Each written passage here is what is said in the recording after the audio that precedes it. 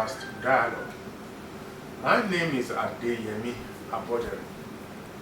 On the program this morning, we are taking a journey through to the palace of a frontline traditional ruler in the state of Osun.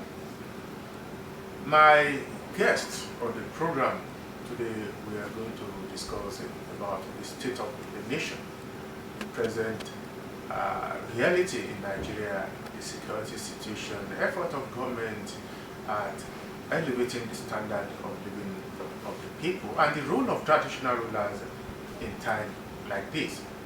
Let me welcome on board the program this morning His Royal Majesty Oba Adekunle Oyelude Makama, Olowu of Ogukuta in Ayedire, local government area of the state of Osun. Can you see? Good morning and welcome to the Good morning, Mr. Abodere. Abodere. It's been some times we have you on the program on OSBC channel. How are things going in the palace? Let me start from that. It's almost a year plus now that we have an engagement with you here in the palace. Quite a lot of things that has happened, the good, the bad, and the good. After your last visit, if you could recollect, we held it in the palace hall. We have the community as a whole, around April last year, witnessed what I would call a tornado or an hurricane that we've not witnessed the type here in this part of the state before. Half of this palace was blown off or completely removed by the rainstorm that could be best described as hurricane in other climes. And we've been saddled with responsibility of picking the pieces together. According to Yoruba proverb, any bond royal palace will have more beauty to it. So, an edifice that we're having here now is times 5 of what used to be there. So, which will soon be commissioned. Kudos to the benevolence of the governor and some of my friends. What good, the bad, and the ugly? And let me ask, KBC, the situation you described was very, very horrible, no doubt about that.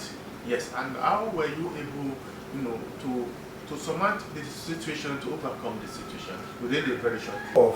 Given the type of human being God created me, I did not allow the situation to overwhelm me. Fortunately and unfortunately enough, when it happens, I'm in Abuja. Unfortunately enough, the day the hurricane blew up the palace and virtually 75% of the community, I am in Osun House with Mr. Governor then. So we were at the dining with Mr. Governor that day, I could recollect. I got a call from the local government chairman, and he was panting on the phone, shouting, Baba Mio, in Kuta, that my father, something has happened to us in Kuta and it's of monumental damage. I said, what happened? What happened? He said there is a windstorm or rainstorm, as he could describe it. He said, but the palace is most affected. If I could estimate the loss, the personal loss I incur on that natural disaster, it will be in the region of 75 million naira. Altogether? Yes, because most of my exotic vehicles were completely wrecked down by the hurricane, not to talk of the building. But the only fortunate thing that will still give thanks to Almighty God is that I am not in town. Because if I'm in town, at that particular point in time, I will be inside one of the chambers attending to visitors. And when I'm not around, they don't receive visitors there. That's the saving grace, that no life was lost. Well, you said the last 1 year has witnessed the good, the bad, and the ugly. And there should have been good stories as well in the last couple of months. Yes, the good story is monumental, is historical, is landmark. Within the 1 year under review, I made an appeal to Nigerian Army to come to my rescue on the age-long agitation of my forefathers and the forefathers of the president. That is a road from the palace here to Ede. From here to Ede, from front of the palace to Ede will take you only 25 minutes or less than that. But we have a barrier, which is Osun River. My forefathers and Timi Agbale's forefathers were on it over 120 years ago.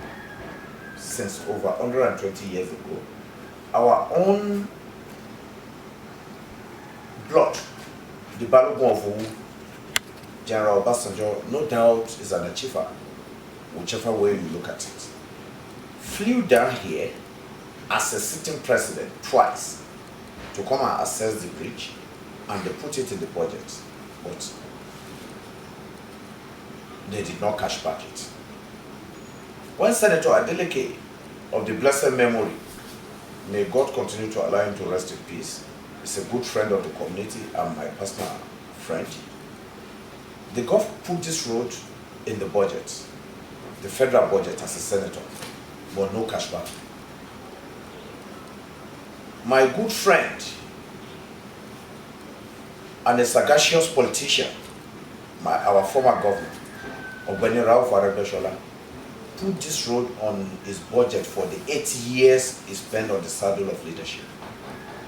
I think about 3.6 billion, both the road and the bridge. Alas, we are all living witness of how the administration ran. The money to cash back it was not there. Now a jeans breaker come our way. A jeans breaker in the person of Lieutenant General Tukur Yusuf Burate, the Chief of Army Staff. He changed the narrative for unborn generation of Kuta indigene. Why I personalize it to Kuta alone, even both community Kuta and Ede will have advantage, because Ede has many advantages. They have many roads that links to the community. So we need it even more than them. So General Tukur Yusuf Burate has wiped away my tears. Very soon, less than 1 month now, the bridge will be completed. So that's the good thing. I told my community, I said, oh ye my good people of Kuta, if I'm able to facilitate and complete this bridge for you, I host you nothing anymore. If God spare my life for 100 years, I could take my portfolio, take my luggages, and said I'm going to Japan, I want to go and recreate. Because Burate has given me retirement and pension. He has given me. An average Kuta sons and daughters believe the economy of Kuta is tied to this road, to this bridge. That is my next benefit of having that road. You can never emphasize it. So I will forever, till my death, the unborn generation of Kuta sons and daughters will not forget the current Chief of Army Staff, Yusuf Tukur Burate, that I normally call Balumwanga. They will not forget him. That is one. And two, the governor, that the project is being done at his tenure too. If we borrow his language, it is the God wish that is happening. So the governor too will not be forgotten, because he gave me a lot of support and encouragement. And he has personally, officially went on a thank you visit to the Army headquarters to visit Chief of Army Staff and the Army Council on this laudable project. In a couple of weeks, the road will be ready, the bridge will be ready for commissioning. So I'm sure the road, the state government, the state government and the federal government will know what we do about the road. Well, let me ask this. Don't forget that, and I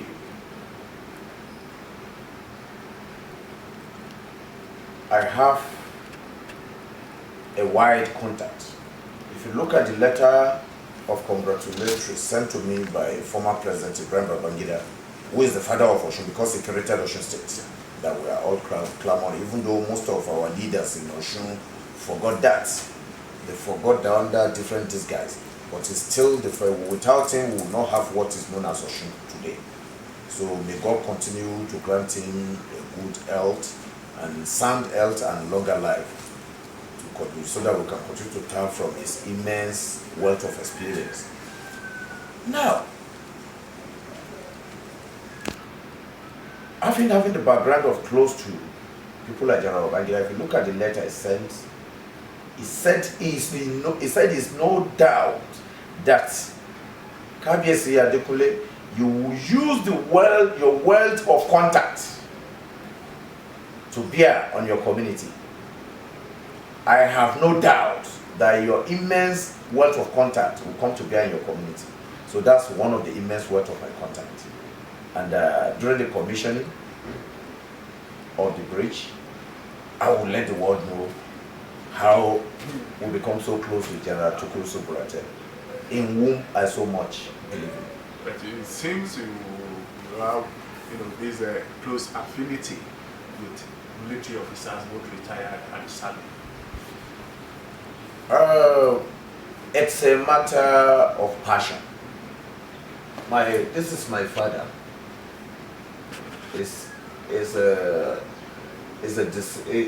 He was a military man. I was born in military barrack, and I have a passion for the military. That is why you've been seeing me leading the agitation from unusual quarters, because ours is aristocratic as a traditional ruler. I've been in the forefront of advocating for some massive support for our military, most especially now that we can see we have a thorough professional officer leading the armed forces.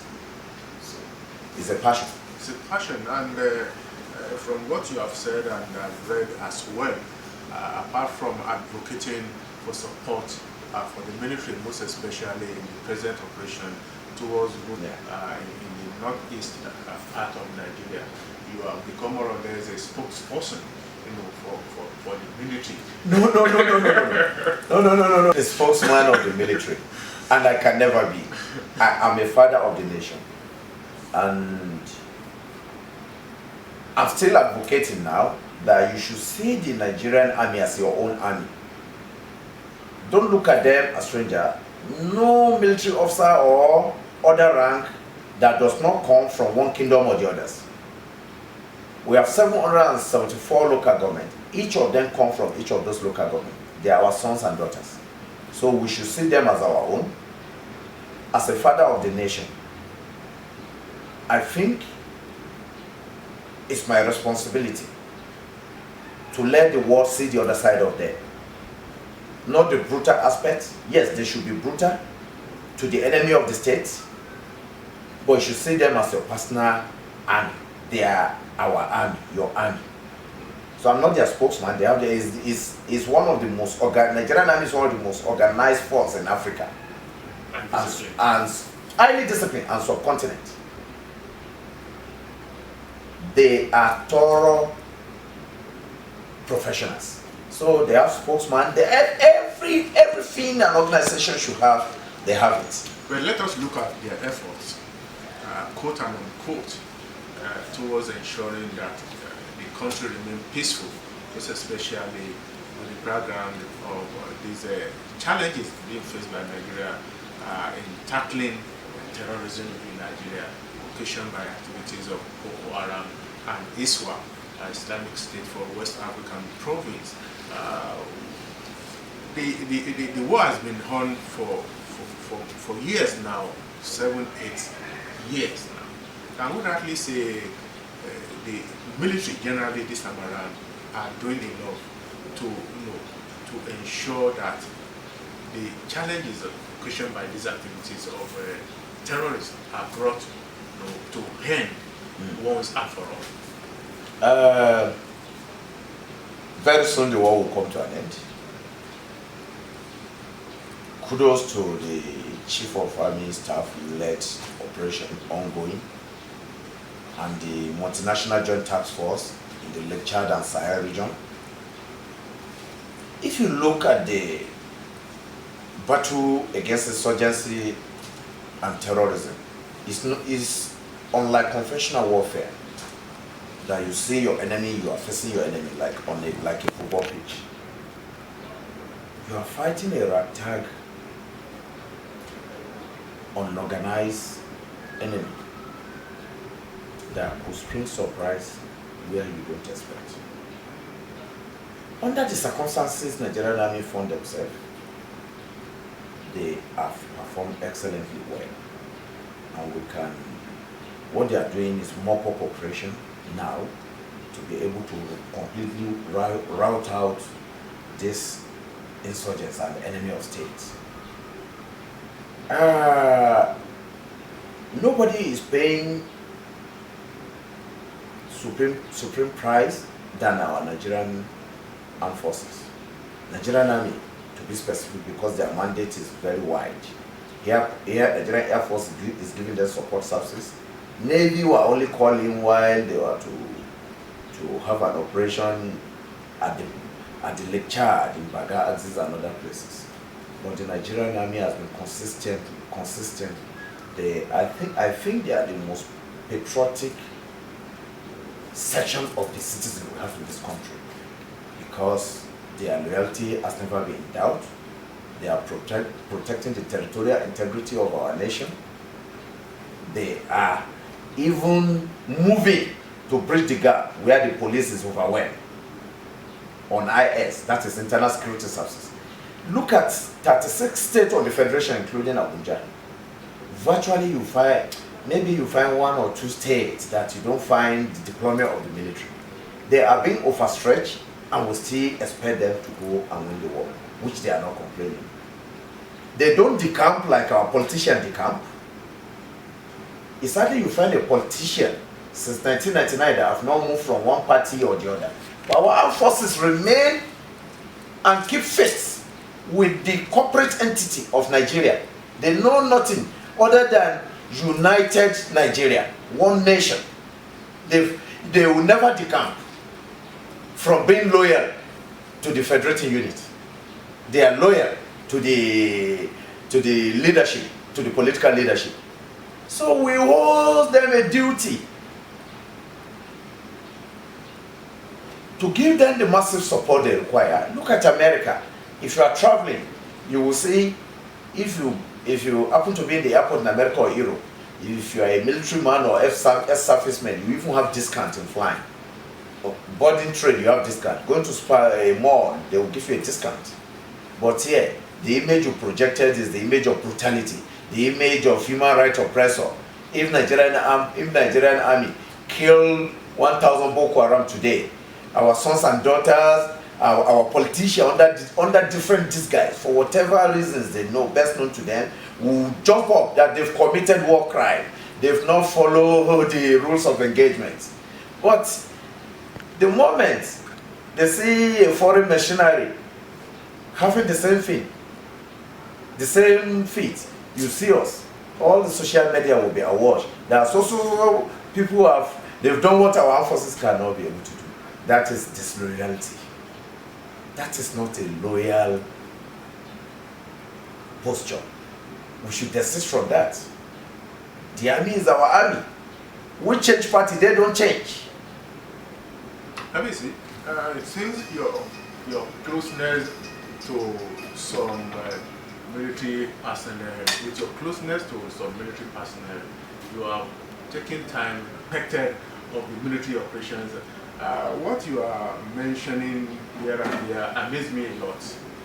The rules of engagement, Yes. the operational base here and there, Yes. And some other things which I've learned from my few moments with you. It seems you have taken time to read or learn more about the military operations. As a traditional ruler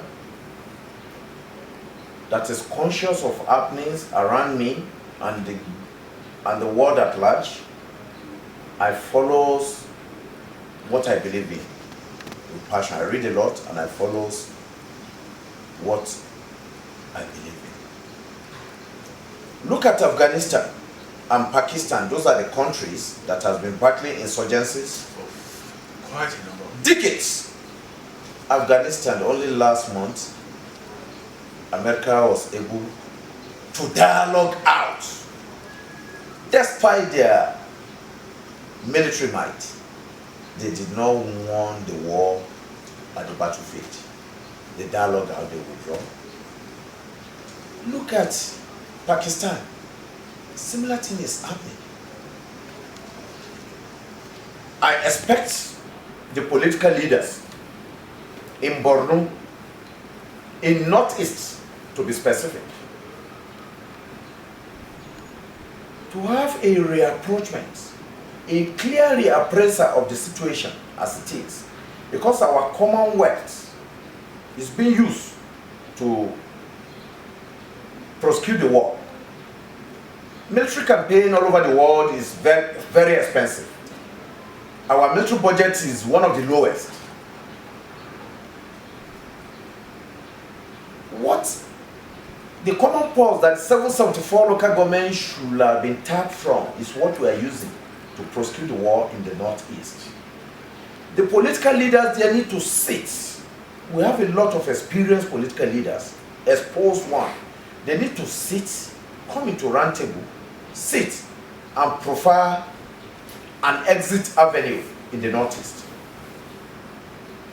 My local government lose men, your local government lose men, the president local government lose men.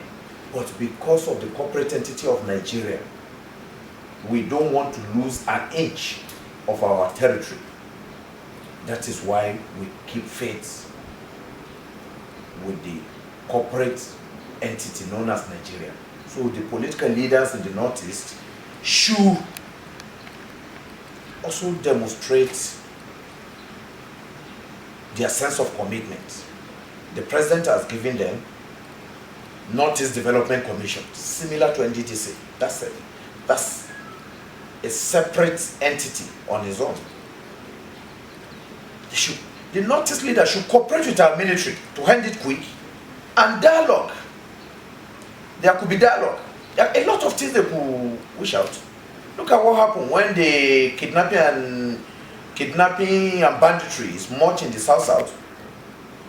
The South-South leader cooperated with late President Yar'Adua. That is why they were able to do the amnesty program, and it saves the country a lot. So the Northeast leader also should save the nation, support our military, stop giving the military fake intelligence. They should give the military good intelligence.